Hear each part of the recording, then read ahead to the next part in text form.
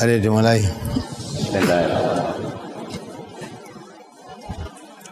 Mungkin ada sesuatu yang ditanyakan dalam brosurnya. Ada beberapa pertanyaan dari brosur. Yang pertama sesuai dengan judul muhasabah. Ini mohon dijelaskan apa yang dimaksud dengan muhasabah.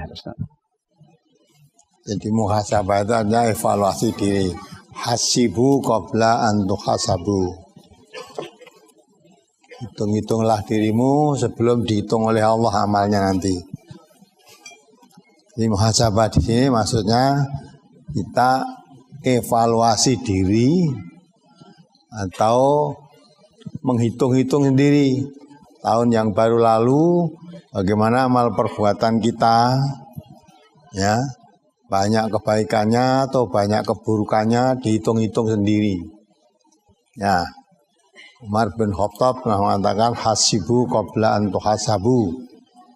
Hitung-hitunglah amalmu sebelum dihitung oleh Allah nanti. Wazinu qabla an tuzanu. Timbang-timbanglah amalmu sebelum ditimbang oleh Allah nanti. Ya, jadi evaluasi diri. Perjalanan selama 1 tahun ini kita renung-renungkan kebaikannya dengan keburukannya banyak mana. Selama 1 tahun silam ini apa yang kita lakukan? Banyak kebaikannya atau banyak keburukannya? Nah, kalau kita banyak keburukannya segera, mumpung masih ada kesempatan, segera bertobat pada Allah. Ya, perbanyak kebaikan-kebaikan pada tahun yang akan datang ini. Ya, itu jadi muhasabah, menghitung-hitung diri, menghitung-hitung amal perbuatannya sendiri selama 1 tahun itu apa yang dilakukan. Ya. Apalagi Brosur halaman 6 pada hadis yang paling atas. An Sahl bin Sa'din qala Rasulullah sallallahu alaihi wasallam lau kanatid dunya ta'tilu indallahi janaha ba'udatin ma saqa kafiran minha syarbata ma'in. Rawahu Tirmizi. Dari Sahl bin Sa'ad ia berkata, Rasulullah sallallahu alaihi wasallam bersabda, seandainya dunia ini di sisi Allah ada nilainya sesayap nyamuk, niscaya Allah tidak akan memberi minum kepada orang kafir walau seteguk air. Yang ditanyakan, Allah tidak akan memberi minum kepada orang kafir seteguk air. Bagaimana dengan orang yang beriman? Sudah berusaha semaksimal mungkin, tapi usaha tidak berhasil sesuai dengan harapan. Tetapi justru orang kafir banyak yang berhasil di bidang usahanya secara ukuran dunia sukses. Bagaimana seharusnya orang beriman dalam berusaha supaya dapat sukses tanpa melanggar kaidah-kaidah keimanan? coba kamu baca lagi hadisnya. Pertanyaanmu jangan dipotong di situ. Pemahamannya di awal dipahami bunyinya hadis itu. Dibaca artinya. Dari Sahl bin Sa'ad ia berkata, Rasulullah sallallahu alaihi wasallam bersabda, seandainya dunia ini di sisi Allah ada nilainya sesayap nyamuk. Nah, coba sekali lagi itu diulangi itu. Seandainya dunia ini di sisi Allah ada nilainya sesayap nyamuk. Sekali lagi.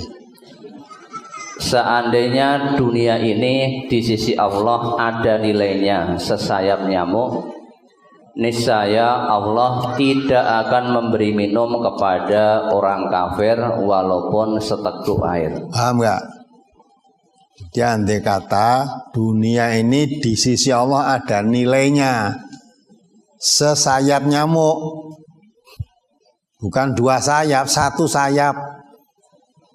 Andai kata dunia ini di sisi Allah ada nilainya seberat 1 sayap nyamuk. Itu orang kafir gak akan diberi. Masalah dunia ini walaupun seteguk air gak akan diberi. Karena seteguk air, sesuap nasi itu yang memberi siapa? Allah. Orang kafir itu gak percaya adanya Allah. Maka andai kata nilai dunia ini di sisi Allah ada seberat sayap nyamuk saja, orang kafir gak diberi minuman walaupun seteguk air.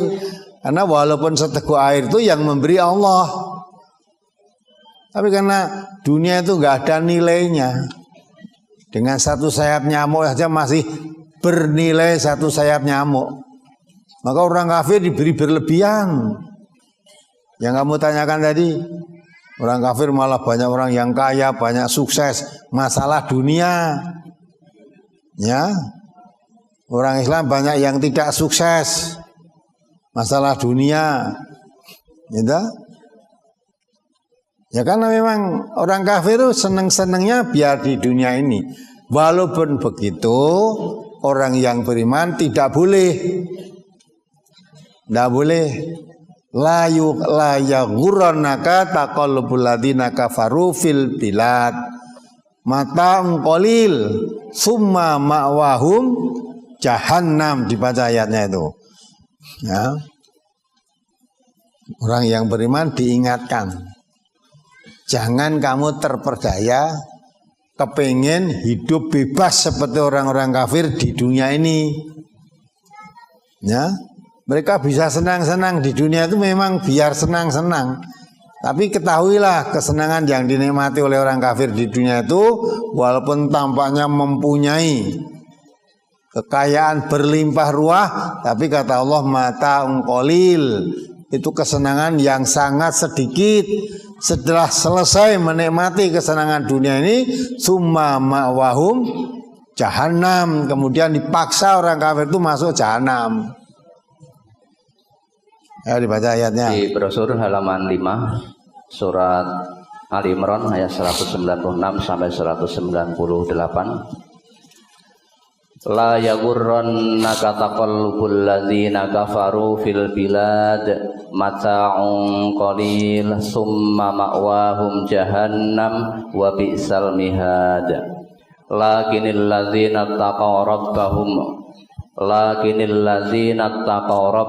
lahum jannatun tajri min tahtihal anharu khalidina fiha nuzulam min indillah wa ma indallahi khairun lil abrar. Janganlah sekali-kali kamu terperdaya oleh kebebasan orang-orang kafir bergerak di dalam negeri. Itu hanyalah kesenangan sementara. Kemudian tempat tinggal mereka ialah jahanam. Nah, itu orang kafir kan?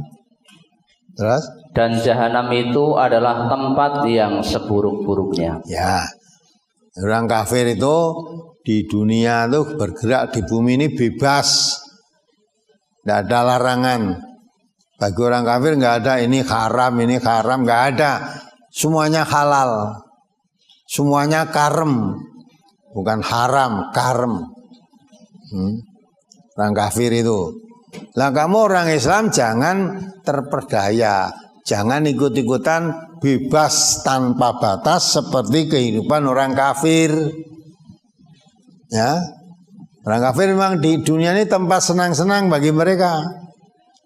Biar menikmati kesenangan dunia itu, tapi ketahuilah kesenangan yang dinikmati orang kafir itu mata'un qalil, kesenangan yang sangat sedikit. Telah selesai menjalani hidup dunia ini, summa ma'wahum jahannam. Ya nanti akan jadi penghuni jahannam. Dan jahannam itu adalah tempat seburuk-buruknya. Ya, maka orang kafir bebas dunia memang biar senang-senang. Nah, orang iman jangan terperdaya, katut kepingin hidupnya orang kafir bebas tanpa aturan. Nah, itulah maksudnya. Terus pertanyaanmu tadi gimana coba? Orang beriman sudah berusaha semaksimal mungkin, tapi usahanya tidak berhasil sesuai dengan pengharapannya. Tetapi justru orang kafir banyak yang berhasil bidang usahanya secara ukuran dunia sukses. bagaimana seharusnya orang beriman berusaha supaya dapat sukses tanpa melakukan pelanggaran-pelanggaran. Memang dunia ini ya bagi Allah ibaratnya berlomba. Apa kamu iman atau kamu kafir, asal kamu kerja keras dapat banyak. Ya, tahu jalannya, kerja keras dan tahu jalannya dapat banyak.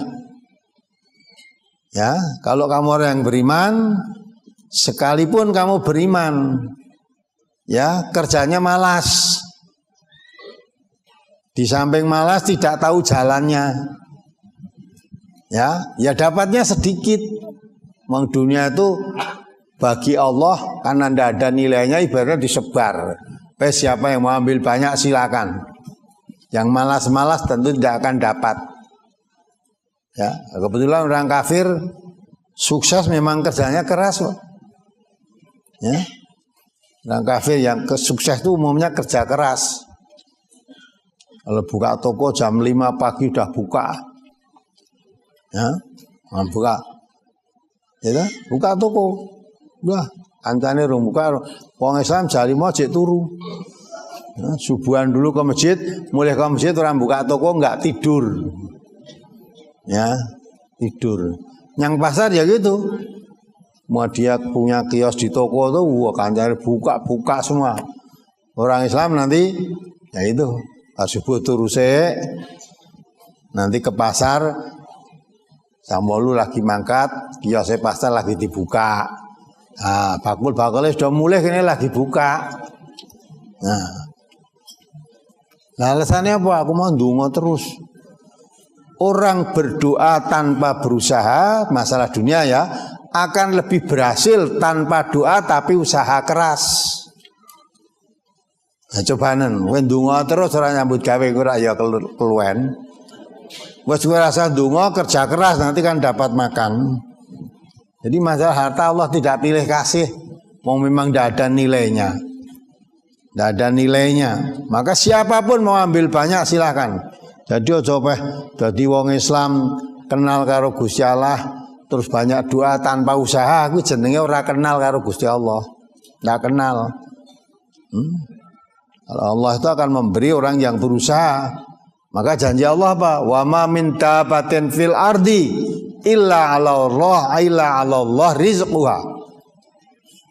Tanpa pandang kamu kafir, siapa yang dabatin fil ardi, binatang melata atau melata, dabah itu bisa bergerak. Siapa yang bergerak di bumi ini sediakan rezekinya. Kalau simbah-simbah dulu ngendika sing obah bakale mamah. Nah, kowe mengko kan ndonga tok ora gelem kerja ya ndak dapat hasil. Wong kafir iku ora sah ndonga sregep nyambut gawe hasilnya akeh. Ya, itu jadi sunatullahnya berlaku. Masalah dunia berlaku sunatullah baik bagi orang kafir maupun orang iman. Mengapa Allah beri rezeki orang kafir banyak? Memang rezeki masalah materi dunia itu bagi Allah nggak ada nilainya. Dengan satu sayap nyamuk saja masih berharga satu sayap nyamuk di sisi Allah. Maka sekalipun kafir ambil banyak silahkan. Ambil banyak silahkan. Orang kafir yang sukses-sukses itu kamu perhatikan. Nanti kan kerjanya keras. Orang Islam adalah orang bekerja keras itu gak mau, tapi yang dilihat hanya hasilnya. Terus nanti menyebar fitnah, kuwi ketoke ngono ning kuwi. Ya, tuyule akeh. Nah, itu. Punya pesugihan. Ya, punya pesugihan. Nah, nanti itu orang Islam terbelenggu masalah-masalah begitu itu. Ya, jadi itulah Allah menjelaskan karena tidak ada nilainya, maka siapa menginginkan dunia yang lebih banyak, ambil. Semuanya itu ada jalannya. Nah, orang Islam tadi sudah diperintahkan oleh Allah, la yaghurranaka taqallubul ladzina kafaru fil bilad. Orang Islam boleh dapat rezeki yang banyak, boleh, tapi jangan bebas seperti orang kafir tanpa aturan. Harus perhatikan halal, perhatikan haram. Yang haram dijauhi, yang halal itu yang dicari. Ya, maka orang Islam kalau mencari rezeki bukan banyaknya yang dimohonkan pada Allah, bukan banyaknya, tapi mohon pada Allah, doanya mendapatkan rezeki yang halalan, thayyiban, halal, baik. Walaupun sedikit, kalau halal, baik, itu berkah. Gitu. Walaupun banyak, kalau tidak halal tidak ada berkahnya. Ya, ada berkahnya. Maka orang yang beriman tadi ya, kamu merasa tidak sukses, orang kafir sukses. Kamu lihat hanya, tapi yang merasakan belum tentu seperti yang kamu lihat. Ya, orang itu kalau tidak beriman, walaupun tampaknya mempunyai apa-apa, jangan dikira cukup. Nabi kita sudah mengatakan manusia itu nggak akan merasa cukup masalah dunia sebelum ditimbun dengan tanah. Maka kalau punya emas, satu lembah isinya emas semua, apa dia sudah cukup? Tidak, ingin yang kedua. 2 lembah punya emas, isinya emas semua, 2 lembah kepingin yang ketiga. Karena masalah dunia ini menurut saya orang yang merasa cukup tuh gak ada, kurang wae. Ya, petani ya begitu, sawah pirang-pirang bawah yang tuku meneh, ya. Ya. Padahal yang dibutuhkan sesungguhnya hanya tanah 2 kali 1 meter. Wes, rumah masa depan ini membutuh 2 meter, 1 meter cukup. Lu nek diurip lu, berapa tanahnya berhektar-hektar kurang terus. Ya, itulah masalahnya. Sehingga dunia jangan iri kepada orang kafir. Orang kafir itu punya harta kaya banyak, pasti kerja keras itu dan tahu ilmunya. Karena kita juga tahu man arada dunya fa alaihi fil ilmi. Siapa yang menghendaki sukses dunianya itu dengan ilmu. Ya, dengan ilmu. Itu cuma kerja terus kadang-kala ya. Al-Fatah Indonesia mengatakan kerjanya keras, tapi apa yang dilakukan itu besar pasak daripada tiang. Ya, kerjanya keras, sehari hasilnya 100.000 misalnya, hari 100.000. Tapi pengeluarannya 150.000. Tapi rokoknya samdina tolong ada sedina. Saiki sadah berapa? 10.000 yang ngerokok itu. Ada 10.000, nek tolong ada wis 30.000. Ya, rokoknya itu. Nah itu lah. Apalagi rokok yang 2, 3, 4 itu berapa harganya itu? Ya. Nah itu. Tapi kalau orang yang hemat dihitung, sanggup tuku rokok 1 pak ini tangguh makan cukup seanak buju. Di rokok dibakar sendiri, dipangan dewe coba. Ya.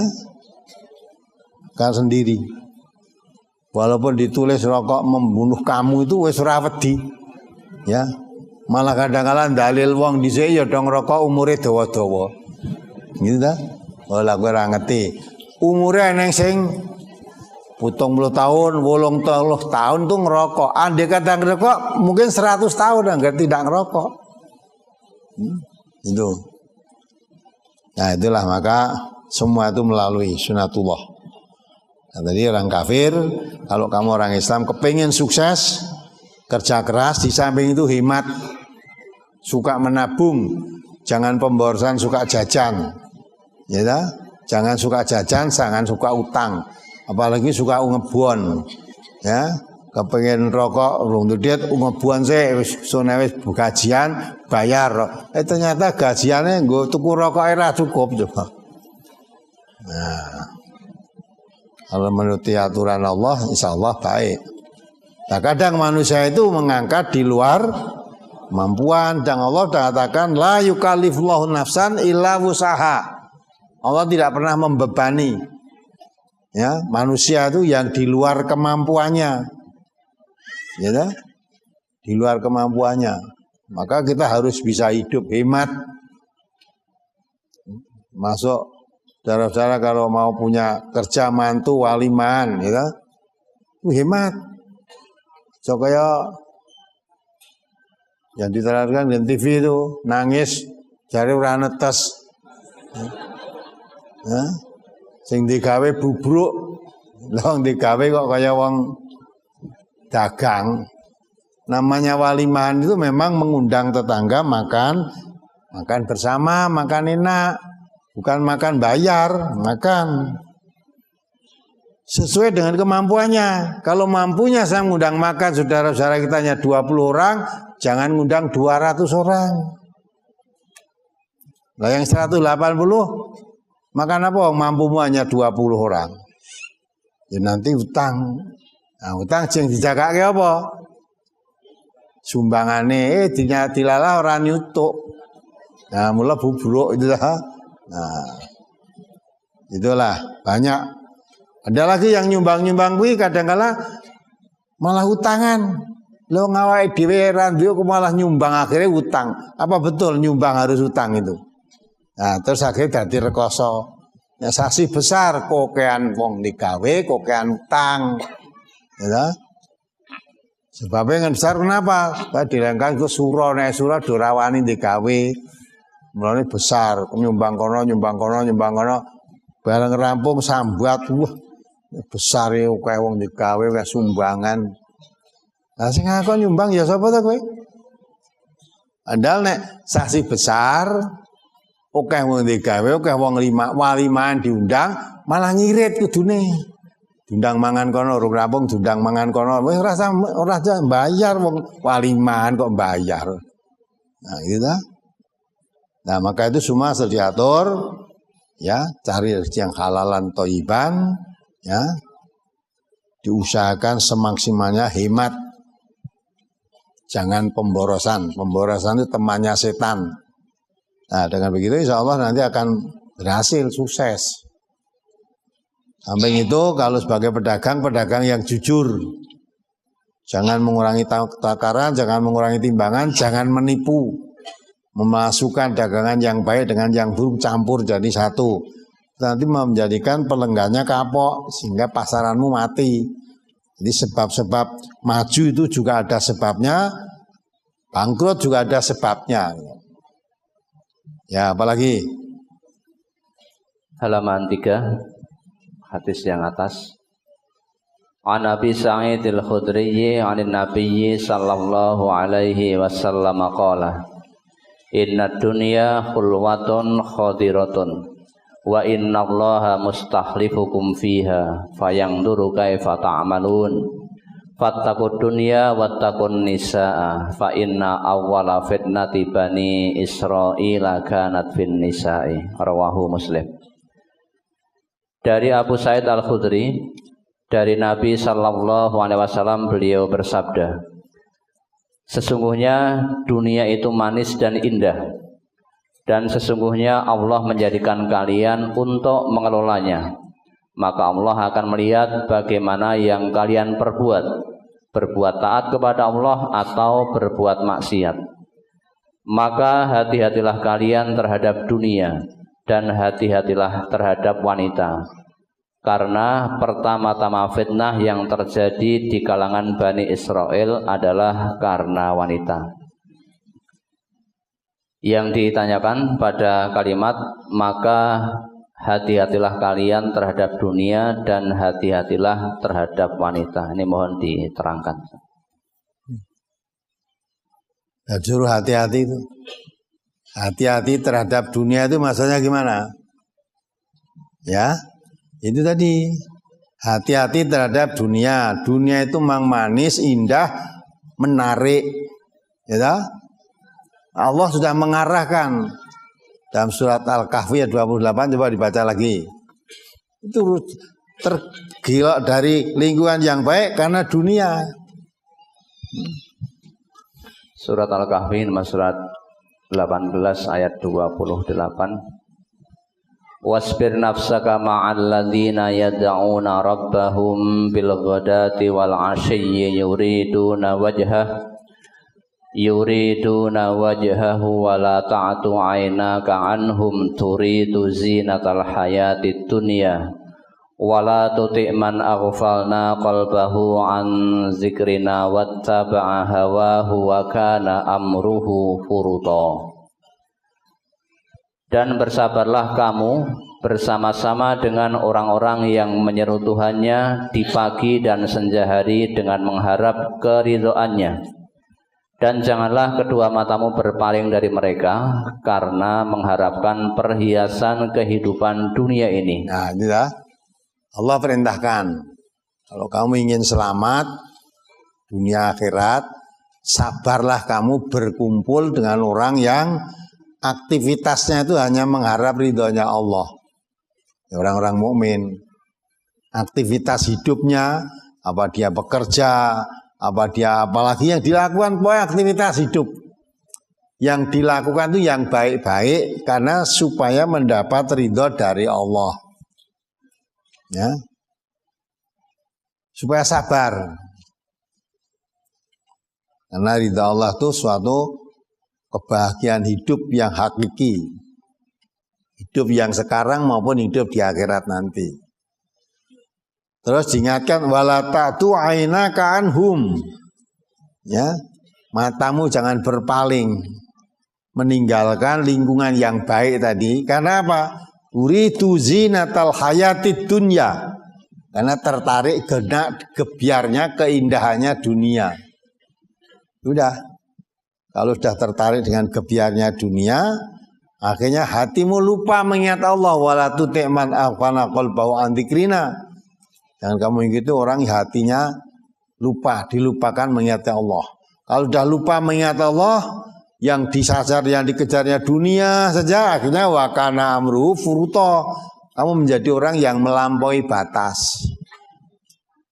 Mengapa kita sampai meninggalkan lingkungan yang baik?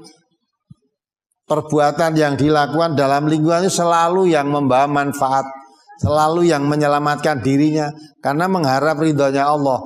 Karena mengharap ridhonya Allah berarti yang dilakukan mesti yang baik-baik, menjauhi yang buruk-buruk, ya, melakukan yang berpahala, menjauhi yang dosa. Tapi tidak kerasan karena tertarik dengan dunia, ya. Dengar berita kancane, wah teman saya kerja di luar negeri baru 1 tahun udah bisa bikin rumah, ya, nah baru 1 tahun kirim uang sekian juta, ya, bikin rumah di kirimkan uangnya pada orang tuanya bikinkan rumah. Nah dari situ tertarik, maka Allah perintahkan jangan matamu berpaling meninggalkan lingkungan yang baik tadi hanya tertarik masalah dunia. Ya, ini sudah dicontohkan oleh Allah dalam Al-Quran. Bani Israel dulu hidupnya begitu, hidupnya bersama Nabi, bersama orang-orang yang beriman, ya. Karena bersama Nabi, bersama orang-orang yang beriman, kalau dia berbuat salah, ditegur, diingatkan. Lewati jalan yang sesat, dituntun ke jalan yang lurus. Lah hidup cara begitu tuh dia nggak suka, gitu. Akhirnya dia minta kepada nabinya, gitu. Karena hidup di sini mau begini-begini saja lah.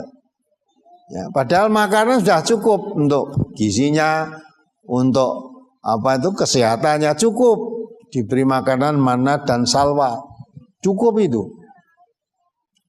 Tapi dia tidak kerasan hidup itu alasannya dunia, alasannya minta makanan yang bermacam-macam, minta sayur mayur, timun, kacang adas, ya, dan itu pokoknya loh di negeri Arab sana kan tumbuh-tumbuhan begitu itu kan tidak mudah. Maka kepingin, alasannya mau meninggalkan lingkungan yang baik tadi biar diizinkan. Alasannya apa? Maka alasannya saya tidak sabar di sini hanya makanan. Padahal bukan makanan yang tidak sabar. Tidak sabarnya karena kalau dia berbuat salah diluruskan, menyimpang jalan dikembalikan jalan yang lurus. Jadi digeretai, dituntun ke jalan yang Benar itu tidak kerasan. Ning arep pamit wah aku ning kene apa-apa dikandani, perasaan kan enggak sampai hati ya. Akhirnya tinggal alasan mencari dunia tadi. Itu diabadikan dalam Quran. Supaya orang Islam jangan seperti mereka. Masa hidup lingkungan baik bersama Nabi malah hanya sekedar kepengen dunia, tinggalkan lingkungan itu. Nah, akhirnya kamu menjadi orang yang melampaui batas. Coba dibaca lagi, biar ingat itu. Ini diabadikan dalam Al-Quran itu untuk pelajaran bagi umat Islam. Padahal ini peristiwa Bani Israel pada nabinya. Surat Al-Baqarah 60 atau 61 itu. Surat Al-Baqarah ayat 61. Wa idh qultum ya Musa lan nasbiru ala ta'amin wahidin fad'u lana rabbaka yukhrij lana mimma tumbitul ardu min baqliha wa qissaiha wa fumiha wa adasiha wa basaliha qala atastabtiluna alladhi huwa adna billadhi huwa khair. Nah itu ya, itu ingatkan itu atas tabtiluna alladhi wa adna billadhi wa khair.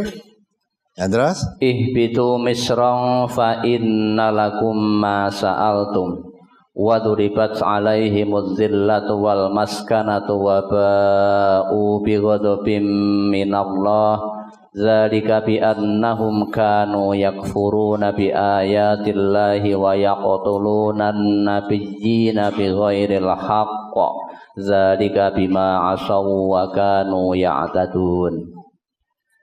Dan ingatlah ketika kamu berkata, hai Musa, kami tidak bisa sabar atau tidak tahan dengan satu macam makanan saja. Sebab itu mohonkanlah untuk kami kepada Tuhanmu agar Dia mengeluarkan bagi kami dari apa yang ditumbuhkan di bumi, yaitu sayur mayurnya, ketimunnya, bawang putihnya, kacang adasnya, dan bawang merahnya. Musa berkata, maukah kamu mengambil sesuatu yang rendah sebagai pengganti yang lebih baik? Pergilah kamu ke suatu kota, pasti kamu memperoleh apa yang kamu minta. Lalu ditimpakanlah kepada mereka nista dan kehinaan, serta mereka mendapat kemurkaan dari Allah. Hal itu terjadi karena mereka selalu mengingkari ayat-ayat Allah dan membunuh para nabi yang memang tidak dibenarkan. Demikian itu terjadi karena mereka selalu berbuat durhaka dan melampaui batas. Ya, melampaui batas. Wa kana amruhu furuta. Ya, karena kamu lupa mengingati Allah, mengejar dunia, ya, hidup di lingkungan yang aktivitasnya hanya mengharap ridhonya Allah, tidak kerasan. Alasannya dicari-cari, alasannya tidak sayur mayur, ya, mentimun, bawang merah, bawang putih, kacang adas dan sebagainya dan sebagainya. Yang di situ nggak mungkin akan ada di situ. Hanya alasan makanan, rela meninggalkan lingkungan yang baik, tinggal bersama Nabi, bersama orang-orang yang beriman. Itu hanya masalah urusan asal makan. Ya sudah, Nabi tahu tuh. Nabi itu mempunyai sifat, ya, fatonah, cerdik. Ya, maka dah kalau itu yang kamu minta, Nabinya mengatakan atas tabdiluna alladhi wa adna billadhi wa khair. Apakah kamu akan menukarkan suatu yang rendah, kamu ambil, kamu buang yang lebih baik. Kamu lingkungan tinggal di sini sudah bersama Nabi, bersama orang-orang yang beriman, ibadahnya bisa tertib, makan tidak kurang. Lah kok kepingin, ya, sayur mayur dan sebagainya tadi, dunia saja. Kamu meninggalkan lingkungan yang menyelamatkan kamu, membahagiakan kamu, rela kamu tinggalkannya sekedar mengejar dunia, ya, akhirnya kamu nanti lupa mengingati Allah, ya dah? Maka akhirnya apa? Kalau memang itu yang kamu inginkan, pergi kamu, tinggalkan ini, pergi ke kota sana. Nanti kamu akan dapat sayur mayur, timun, bukan. Fa innalakum ma sa'altum. nanti kamu akan mendapat apa hakikat yang kamu minta. Nah kalau berkumpul dengan orang-orang yang baik tidak kerasan, maka nanti dia akan mendapat yang tidak baik. Maka akhirnya yang didapat dzuribat alaihimudillatu wal maskanah. Ya, akhirnya mendapat kemurkaan, kehinaan, ini ya.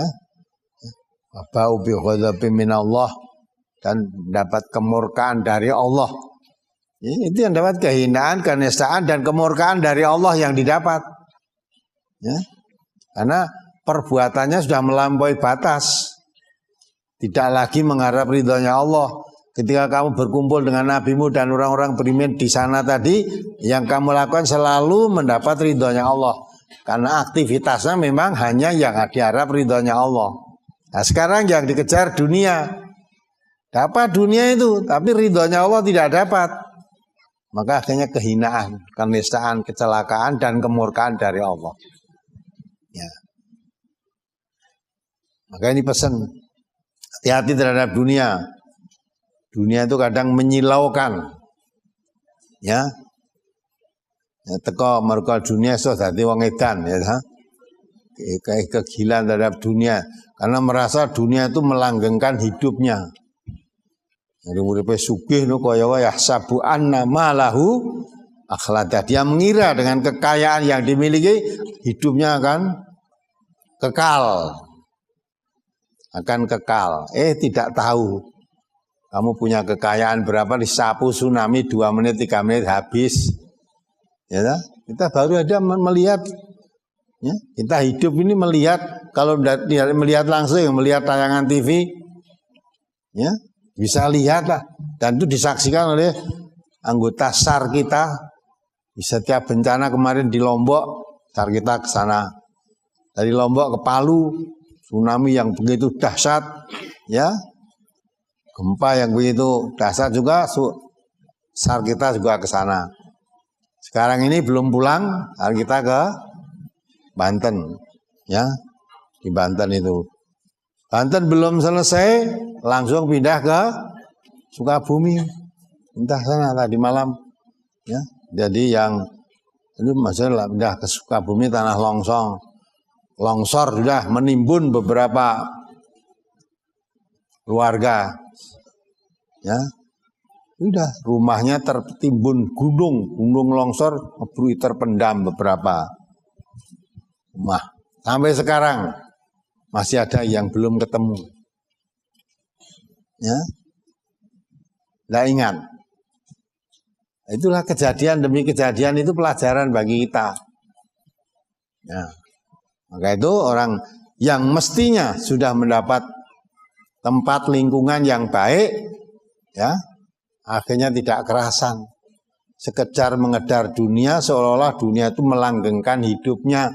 Banyak kejadian orang yang tadinya kaya raya begitu habis begitu.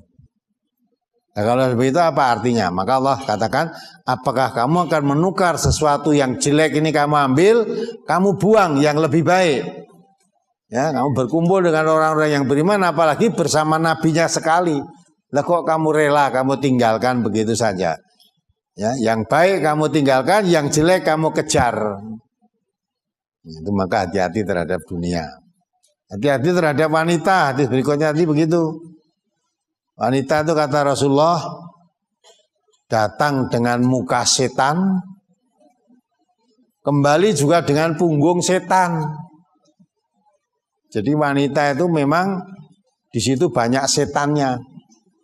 Datang dengan wajah setan, kembali dengan punggung setan. Artinya wanita itu baik dari depan maupun di belakang setannya nggoda. Maka banyak orang jatuh karena wanita.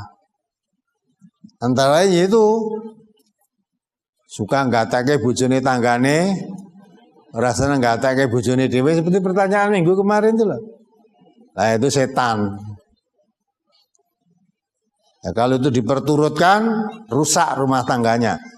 Tidak hanya rumah tangganya saja, dirinya sendiri juga rusak. Sebab setan itu membawa kepada yang jelek. Maka Nabi memerintahkan hati-hati terhadap wanita. Jangan suka berduaan dengan wanita, karena yang ketiga adalah setan. Setan itu innama ya'murukum bisu'i wal fahsya. Setan itu selalu mengajak berbuat jelek dan berbuat keji. Ya, berbuat jelek dan berbuat keji. Ya, itu maksudnya hadis itu. Jadi hati-hati terhadap wanita, terhadap harta. Kadang-kala diterangkan itu harta itu manis, penuh daya tarik. Di hadis lain Nabi mengatakan hujibatul jannah bil makarih wa hujibatun nar bisyahwat. Jalan menuju ke surga itu penuh rintangan-rintangan atau penuh hal-hal yang tidak menyenangkan, membosankan. Tapi jalan ke neraka penuh daya tarik. Penuh daya tarik. Ya. Nah, itulah maka antara lain daya tarik urusan dunia tadi itu jalan menuju ke neraka. Ya. Dan untuk menuju jalan ke surga penuh hal-hal yang membosankan, tidak menyenangkan. Ya. Maka kerja keras, ya. Nanti kalau sudah ada berapa atas suruh zakat, keluarkan zakat. Suruh sedekah, suruh infak, ya. Ya. Waktu bulan Ramadan suruh puasa, menahan lapar, makan makanannya sendiri tidak boleh di siang hari, tidak boleh kumpul dengan istrinya di siang hari, kan bongsorannya nengketok. Nah, maka itu kalau tanpa aturan agama kan bebas gitu. Nah, orang Islam jangan terperdaya kehidupan orang kafir yang begitu itu. Jadi kembalilah kita pesan Rasulullah itu kita perhatikan. Dunia dan wanita itu bisa merusak kebaikan kita, menjauhkan diri kita kepada Allah, mendekatkan dengan setan. Maka hati-hati, hati-hati. Apalagi halaman 12 pada surat Al-Kahfi ayat 103 104. Qul hal nunabbi'ukum bil akhsarina a'mala alladzina dhalla sa'yuhum fil hayatid dunya wa hum yahsabuna annahum yuhsinuna sun'a. Katakanlah, apakah akan kami beritahukan kepadamu tentang orang-orang yang paling merugi perbuatannya, yaitu orang-orang yang telah sia-sia perbuatannya dalam kehidupan dunia ini, sedangkan mereka menyangka bahwa mereka berbuat sebaik-baiknya. Pertanyaan, ada orang yang melakukan amalan-amalan yang menyimpang dan tidak mempunyai dasar amalan tersebut, tetapi mereka menganggap dengan niat yang baik, yakni untuk bersedekah, menganggap bahwa perbuatannya itu baik dan berpahala. Bagaimana orang yang berniat baik dan berharap mendapatkan pahala tapi dengan jalan yang tidak benar, apakah mereka berdosa? ya, itu termasuk orang yang merugi perbuatannya. Dia merasa berbuat baik padahal perbuatan yang dia lakukan sia-sia. Ya, dia tertarik pada sabda Rasulullah, "Mambana masjidan banallahu baitan fil jannah." Siapa yang membuat masjid akan dibuatkan rumah oleh Allah di surga. Tertarik tadi itu. Nah, dia akan membuat masjid tidak punya uang.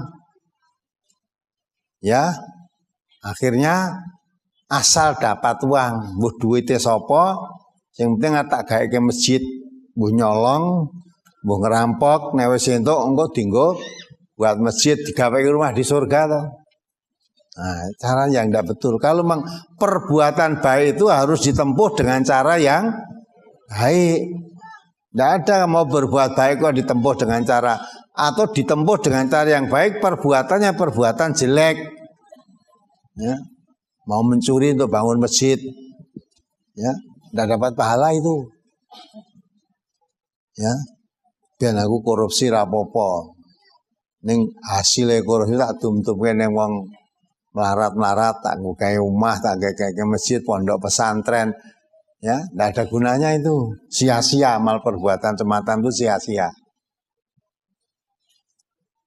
atau kamu menang judi, ya, menang judi, gue nebus dosane terus dikasih pesantren, ya, gawe pondok, gawe masjid, itu tidak ada, itu sia-sia. Maka Allah mengatakan, qul hal nunabbiukum bil ahsarina amala. Maukah kamu saya tunjukkan orang yang perbuatannya sia-sia? Siapa mereka itu? Alladzina dhalla sa'yuhum fil hayatid dunya wa hum yahsabuna annahum yuhsinuna sun'a.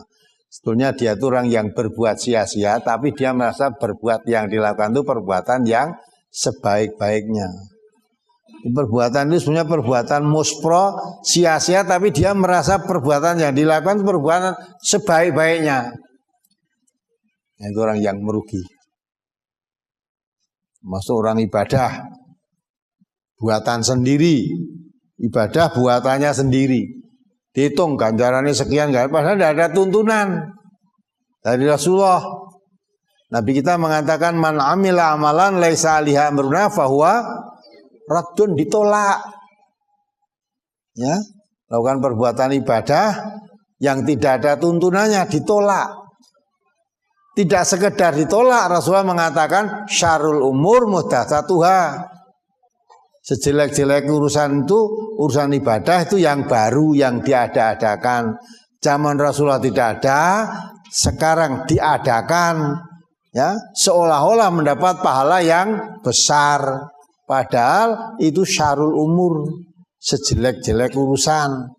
Nabi kita mengatakan, ya, syarrul umur muhdatsatuha itu wa kullu muhdatsatin dhalalah. Wa kullu bid'atin wa kullu dhalalatin bid'ah. Semua bentuk ibadah yang baru itu bid'ah. Wa kullu bid'atin dhalalah. Setiap yang bid'ah itu sesat. Wa kullu dhalalatin nar, setiap yang sesat itu mbak kamu ke neraka. Nah, ibadah dikira ganjarannya gede, tiap hari dikerjakan, padahal itu perbuatan bid'ah. Sia-sia, tapi dia merasa berbuat sebaik-baiknya. Ngarep-ngarep ganjarannya besar, disiapkan neraka itu. Maka ibadah hati-hati. Al aslu fil ibadati al ittiba. Asalnya ibadah itu dilarang. Manusia tidak boleh mengadakan ibadah, tata cara ibadah sendiri itu dilarang. Lah ibadah itu bagaimana? Itba, hanya mengikut siapa? Mengikut Rasul. Qul in kuntum tuhibbunallaha fattabi'uni. Kalau kamu cinta kepada Allah, ikutilah aku. Itba Rasulullah, ikuti aku. Ya. Nabi kita disuruh menyatakan oleh Allah, qul, katakan Muhammad, in kuntum tuhibbunallah, kalau kamu betul-betul mencintai Allah, fattabi'uni, ikuti aku. Aku di sini aku siapa? Aku Nabi. Ikuti aku. Jadi suruh mengikuti Nabi. Jangan membuat tata cara ibadah sendiri. Nah, dan buat sendiri dikiranya mendapat pahala yang besar, sia-sia padahal. Dia tidak merasa perbuatan yang dilakukan itu sia-sia, tapi merasa berbuat sebaik-baiknya. Hati-hati ini. Apalagi?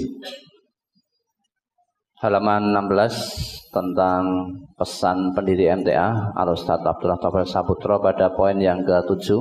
Oh ya. Retaknya hati dari rasa persaudaraan dengan sesama saudara sepengajian tidak akan dapat ditebus dengan tersambungnya hati yang seindah apapun pada tata lahirnya, dengan sebanyak-banyaknya sekalipun dengan orang-orang yang tidak mengaji. Ini mohon penjelasan. Sebetulnya mengapa persaudaraan sama ngaji itu penting? Karena orang yang mau ngaji, hasilnya ngaji apa? Tahu tentang agama. Yang Nabi kita mengatakan, wa may yuridillahu bihi khairan yufaqihu fid din. Siapa yang dikehendaki Allah menjadi orang baik, maka pada orang itu difahamkan tentang pengetahuan agamanya, paham tentang agama. Lah untuk paham tentang agama, maka harus ngaji. Tidak mungkin tidak ngaji bisa paham agama, nggak mungkin. Nah kalau orang ngaji paham agama akan mengamalkan hasil agamanya itu, hasil ngajinya pasti baik. Rasa dendam hilang, rasa dengki hilang, ya. Tapi selalu menjaga, ya, menjaga keselamatan satu dengan yang lain. Ya, jangan sampai saudara saya tidak selamat karena perbuatan saya.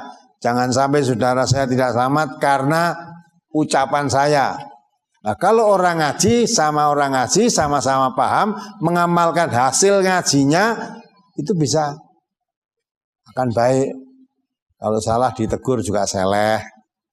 Ya, terima kasih karena dalam hadza Rasulullah hasil ngajinya ya, sebaik-baik teman itu yang selalu menegur bila melihat dirinya salah. Ya, kalau melihat dirinya salah, teman yang baik selalu menegur, itu hasil ngajinya. Ditegur, diingatkan. Tapi kalau orang yang tidak ngaji, ditegur karena perbuatan salahnya, ya, malah nesu. Bisa jadi kowe rasa ngurusi aku, urusan awakmu dewi. Padahal nek ngaji saya berkewajiban melihat saudara saya berbuat salah, saya berkewajiban menegur. Lah yang ditegur atas kesalahannya tadi senang, terima kasih, akhirnya kamu menegur saya berarti menyelamatkan saya. Ini orang ngaji ditegur bisa salah paham. Diingatkan kowe rasa ngurusi wong liya, urusan awakmu dhewe. Nah gitulah. Maka kalau kita ada retak hubungan dengan sesama ngaji, ya udah, walaupun kamu nyambung dengan orang lain tidak bisa ditutup itu. Wong ngaji sama ngaji kok bisa retak hubungan karena padahal hasil ngajinya itu kalau hubungan putus saja suruh nyambung. Nabi kita mengatakan sil mangkotoak, sambung orang yang memutus hubungan dengan kamu. Sambung. Nah kene wong ngaji padha wong ngaji kok putus, oh berarti wong ngaji tok ning ora ngamalke hasilnya ngaji. Ya itu juga sia-sia. Oleh mau ngaji itu sia-sia. Apalagi putus hubungan terus betah-betahan. Ya, betah-betahan. Ya, kembali pada surat Al-Kahfi ayat 103 tadi.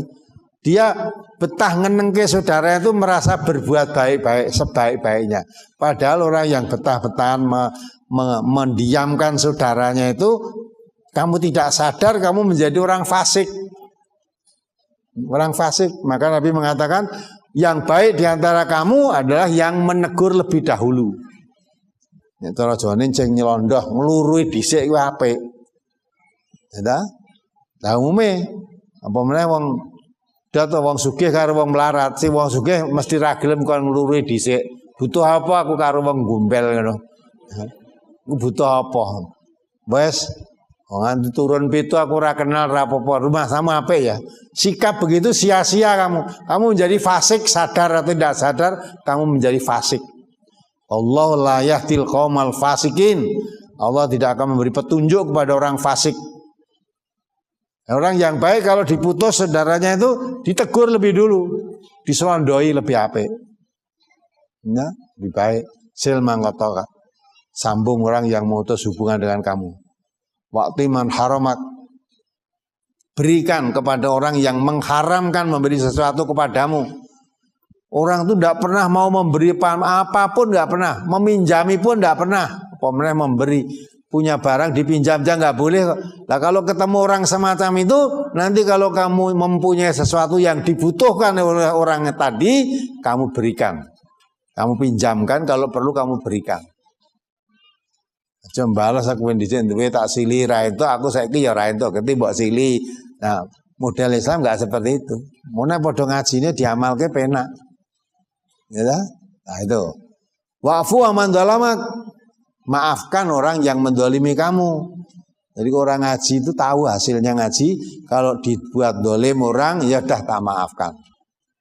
Karena Quran juga mengatakan, ya orang yang bertakwa itu cirinya antara lain wal afina anin nas, suka memaafkan kesalahan orang lain. Kalau ada orang berbuat salah pada saya, sudah saya maafkan. Orang berdolim pada saya, dia tak balas, tak dolimi tidak, saya maafkan. Nah, maka indah orang yang ngaji. Kalau nggak ngerti tuntunan agama, ya itu tadi. Wes keliru, dibenake malah nesu, malah kowe rasa ngurusi aku, urusanmu dhewe, padahal sesama muslim itu kal jasadil wahid. Ngertine kal jasadil wahid ya kalau mau ngaji. Kalau enggak ngaji enggak ngerti, seolah orang Islam itu nafsi-nafsi. Padahal Nabi kita mengatakan al-muslimu lil muslimi kal jasadil wahid. Orang muslim satu dengan yang lain itu seperti satu tubuh. Enggak bisa dipisahkan. Anggota bagian tubuh sakit, seluruh tubuh merasakan sakit. Ya, enggak bisa kok pisah-pisahkan. Satu tubuh, gambarannya tubuhnya terdiri dari beberapa organ tubuh. Ada tangan, ada kepala, ada kaki, ada ya itu semua. Kalau itu terpisah-pisah, dewe-dewe tidak ada manusianya. Ya, maka itu. Kalau tangan dipisahkan, kaki pisahkan itu bukan manusia lagi sudah. Itu tangan manusia. Lah manusia nanti. Lah itu kaki manusia. Kepalanya yang kono. Lah kuwi kepala manusia. Lah manusianya yang mana? Manusianya itu kalau nanti semua organ tadi gabung jadi satu, lah itu baru manusia. Itu kalau bagian sakit semua merasakan. Maka kalau ngaji, hasil ngaji diamalkan, tidak ada orang menyakiti orang lain. Bahwa kalau kamu menyakiti orang lain sama dengan kamu menyakiti dirimu sendiri. Ya, indah sekali Islam itu kalau diamalkan. Maka kalau sampai putus sama ngaji podo ngertine kok putus ya itu sudah susah menyambungnya. Kalau ngandani orang tidak tahu itu malah mudah. Kalau dia berbuat salah karena tidak tahu, nanti kalau diberitahu berhenti. Tapi susah ngandani wong mengerti. Wis ngerti, gak salah. Ya, dikandani aku wis ngerti. Dilingkin nek lali aku ora lali. Bagi wong nekat ngene wis rekoso ya. Nah, udah, mau apa lagi? Nah, itulah maksudnya jangan sampai retak orang-orang yang sama ngaji itu enggak ada obatnya. Karena obat hati itu Quran. Kalau Quran yang dikaji sudah tidak mempan mengobati hatinya, dengan apa lagi? Apalagi? Pertanyaan dari brosur cukup. Ya. Untuk muhasabah ya. Jadi dihitunglah. Dunia itu memang boleh kita mencintai dunia itu boleh. Memang Allah menciptakan manusia itu cinta kepada dunia. Ya, dibaca ulangi ya surat Al-Imran itu 14-15 tadi.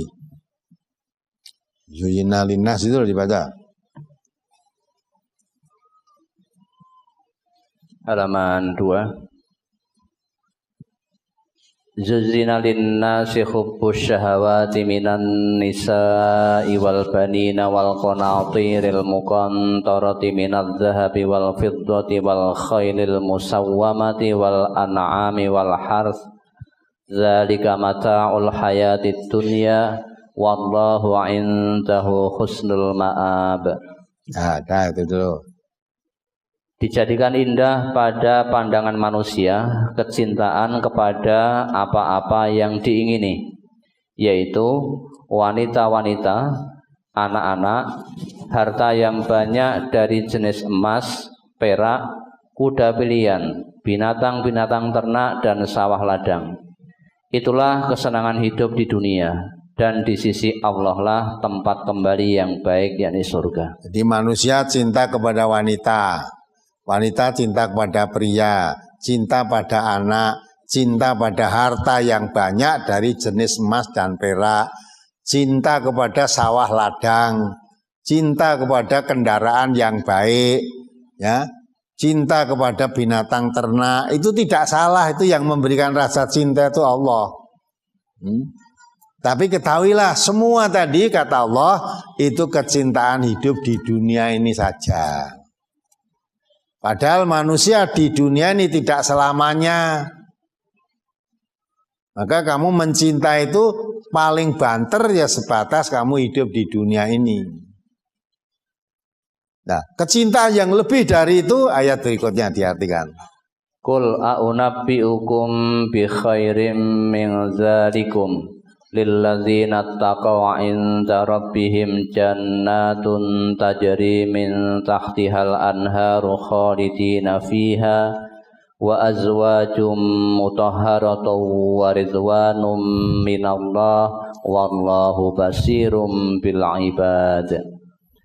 Katakanlah, inginkah aku kabarkan kepadamu apa yang lebih baik dari yang demikian itu? Ya, betul. Tadi yang disebut tadi, wanita, anak-anak, sawah ladang, harta kekayaan, kemudian apa tadi? Kendaraan yang baik, binatang ternak, itu kesenangan hidup di dunia. Ya, tak? Apa mau kamu saya tunjukkan kesenangan yang lebih baik dari itu semua? Apa itu? Terus? Untuk orang-orang yang bertakwa kepada Allah, pada sisi Tuhan mereka ada surga yang mengalir di bawahnya sungai-sungai, mereka kekal di dalamnya. Dan mereka dikaruniai istri-istri yang disucikan serta keridhaan Allah. Dan Allah Maha melihat akan hamba-hambanya. Ya, itu kesenangan yang lebih baik dari itu semua untuk orang yang bertakwa. Itu apa? Surga.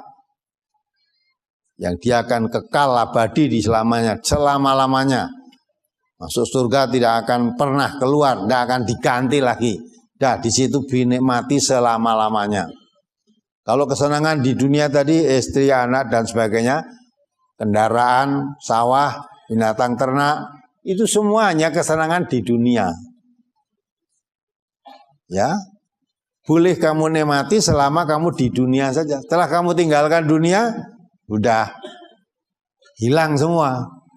Kesenangan di dunia di ayat lain dikatakan wa mal hayatud dunya illa mataul ghurur, kesenangan yang menipu. Jadi sebut semua tadi, ketahuilah itu semua kesenangan di dunia, artinya kesenangan itu yang menipu, kesenangan yang tidak bisa diharapkan untuk selama-lamanya. Nah, kesenangan yang diharapkan selama-lamanya itu tadi lilladzina taqawqul nabiyukum bi khairin min dzalikum lilladzina taqaw inda rabbihim. Yaitu kesenangan yang lebih baik dari semua itu bagi orang yang bertakwa, yaitu surga yang nanti mengalir dannya sungai-sungai. Sejuk dan selamanya tinggal di situ. Tidak kekurangan apapun dan tidak akan habis dimakan usia, ndak, selama-lamanya. Syarat diperolehnya yaitu dengan takwa. Kalau tidak punya takwa, tidak mungkin dapat menikmati itu. Kalau kesenangan anak, istri, suami, harta kekayaan yang banyak dari jenis emas dan perak, sawah ladang yang luas, binatang ternak, itu semua orang kafir bisa menikmati. Orang yang bertakwa bisa menikmati. Tapi kesenangan yang hakiki tadi hanya dinikmati oleh orang-orang yang bertakwa saja. Maka kalau ingin kesenangan yang sesungguhnya, jadilah orang yang bertakwa. Itu kesenangan yang tidak akan tertipu. Ya, gitu ya. Ya, mudah-mudahan kita bisa mengambil pelajaran dari semua itu. Nah, kemudian karena tadi kecintaan tadi hanya kesenangan dunia, itu pun tidak boleh melebihi cintamu kepada anak, pada istri, pada sawah, pada binatang ternak, pada emas dan perak yang buahnya tadi, tidak boleh melebihi cintamu kepada Allah, tidak boleh melebihi cintamu kepada Rasulullah, tidak boleh melebihi cintamu kepada jihad di jalan Allah. Kalau kamu melebihi itu semuanya, kamu jadi orang fasik. Allah tidak memberi petunjuk orang fasik. Baca surat Taubah 24. Ayo. Surat At-Taubah nomor 9 ayat 24. Kul in kana aba'ukum wa abna'ukum wa ikhwanukum wa azwajukum wa ashiratukum wa amwalun iqtaraftumuha wa tijaratun takhshawna kasadaha wa masakinu tardawnaha ahabba ilaikum minallahi wa rasulihi wa jihadin fi sabilihi fatarabbasu hatta ya'tiyallahu bi amri wallahu la yahdil qaumal fasikin. Katakanlah, jika bapak-bapak, anak-anak, saudara-saudara, istri-istri kaum kerabatmu, harta kekayaan yang kamu usahakan, perniagaan yang kamu khawatiri kerugiannya, dan rumah-rumah tempat tinggal yang kamu sukai adalah lebih kamu cintai daripada Allah dan Rasul-Nya dan dari berjihad di jalannya, maka tunggulah sampai Allah mendatangkan keputusannya, dan Allah tidak memberi petunjuk kepada orang-orang yang fasik. Ya, tadi diterangkan itu semua kesenangan hidup di dunia. Jadi manusia mencintai itu semua boleh, tetapi jangan sampai cintamu kepada hartamu, cintamu kepada anakmu, cintamu kepada bapakmu, cintamu kepada istri suamimu lebih kamu mencintai daripada cinta kepada Allah, kepada Rasulullah, kepada jihad di jalan Allah. Ya. Hal itu kamu kalahkan Allah, Rasul, jihad di jalan Allah, kamu kalahkan dengan cintanya kepada harta kekayaan, pada istri, pada semua tadilah. Ya, tunggu sampai Allah mendatangkan perkaranya. Allah tidak akan memberi petunjuk pada orang fasik. Nah, gitu kan? Jadi orang yang beriman ini diatur betul. Boleh cinta pada istri, boleh. Cinta pada anak, boleh. Cinta pada suami, boleh. Tapi jangan melebihi cintamu kepada Allah. Jangan melebihi cintamu kepada Rasulullah. Ya, jangan melebihi cintamu kepada jihad di jalan Allah. Nah, maka iman mudah diucapkan, tapi mewujudkannya perlu perjuangan. Harus mengalahkan cintanya kepada istri, mengalahkan cintanya kepada suami, mengalahkan cintanya kepada bapak, mengalahkan cintanya dengan harta kekayaannya untuk lebih mencintai Allah, lebih mencintai Rasulullah, lebih mencintai jihad di jalan Allah.